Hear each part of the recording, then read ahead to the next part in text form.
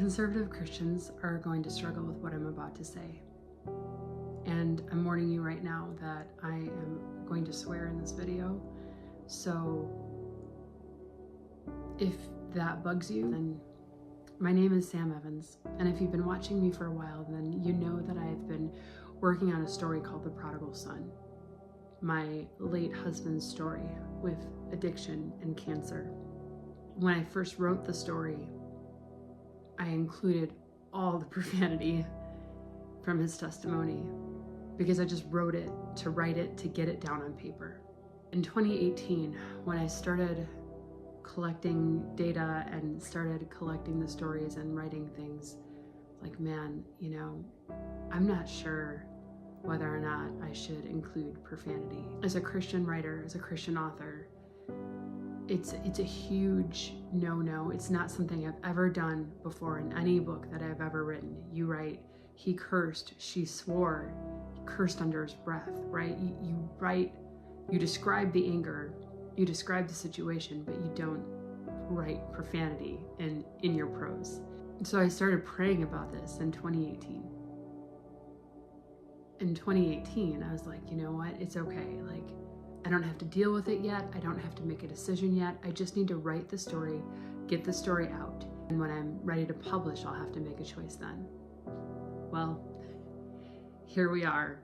The Prodigal Son is out with the first wave of beta readers. When I get it back from them and make changes they suggest, I'll send it to a second wave of beta readers.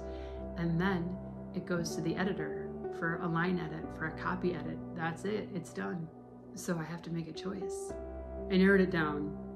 There are 12 curse words in the whole book. A lot of authors use profanity in books for shock and awe, just to get your attention. That's not what this is. By leaving profanity in the book, I'm making a sacrifice. This book is never going to win a Christian award. There are churches that won't be able to promote it. There are a lot of conservative Christians who are going to boycott the book. A lot of my reader base. Literary agents who represent Christian work will not touch it. Publishers will not touch it. I understand the weight of this decision. No other book that I've written has profanity in it. None of my reels, none of my other videos have profanity in them. But here's the thing. The prodigal son is the gospel. And my audience is people with deep wounds, with addictions, people who don't believe in God, people who might have believed in God at one time, might have attended church at one time, but want nothing to do with either anymore because they've been hurt by people who call themselves Christians and are judgmental and rude and mean. That's who my late husband's heart was for. It's people on the fringe, people who didn't look like church, who weren't clean and neat, whose saint robes were a little bit dirty. Those are the people he loved the most because he understood them.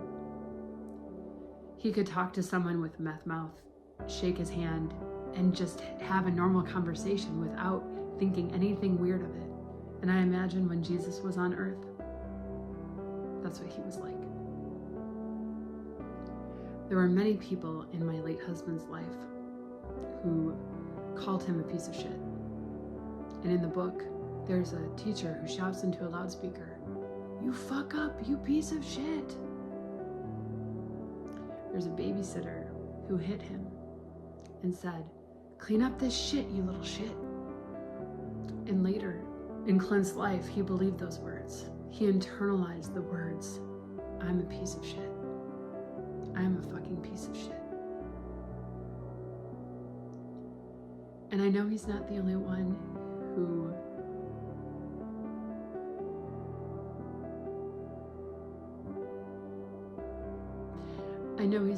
person in the world who's believed that about himself, who believed the lie that he is worthless, that he's a piece of garbage. My brother-in-law read the book. He was one of my beta readers, and he said, "I saw some typos." And none of them matter as much as one. You got the name of the river wrong. It's Mouse River, not Moose River. And I said, oh, okay, thank you. It's a, because it's a credibility issue. If you can't get the facts right, then the rest of the stuff is harder to believe. And so I was grateful for that. And I feel like in a lot of ways, calling out the real feelings of someone's heart is a credibility issue. I want to have credibility with my readers. I want them to know that the protagonist, the real human in this case, the subject of the story, felt the same way they did, thought the same things they did. And I want them to see the hope. I have fasted about this decision for years. Every January, God, what should we do? And I feel very strongly about leaving a dozen curse words in my book. Some of you are watching this, you're like, 12 words, that's it? Like, no big deal. Why are you making such a big deal about this? Because in Christian circles, in conservative circles, this is a big deal. For someone who believes I'm a piece of shit, I'm a fucking piece of shit. To read those words and to resonate with Clint and the struggles he had is really, really important. It's crucial, because then at the end, because then they get to read about a couple months before Clint passed away. He was in bed sick with cancer, physically fading away. And as I closed the door to our bedroom to let him rest, he said, Sam? I said, yeah. I opened the door again. Do you need something? He said, no. I said, Sam, I think I finally love myself. There were 460 people at Clint's celebration of life service. 120 robed clergy. 50 guys in football uniforms. One woman with a t-shirt depicting the Pope on a bicycle.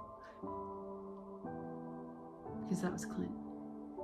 From ditch to pulpit, to gutter, to grace, to grave. He experienced the mercy of God, the grace of God.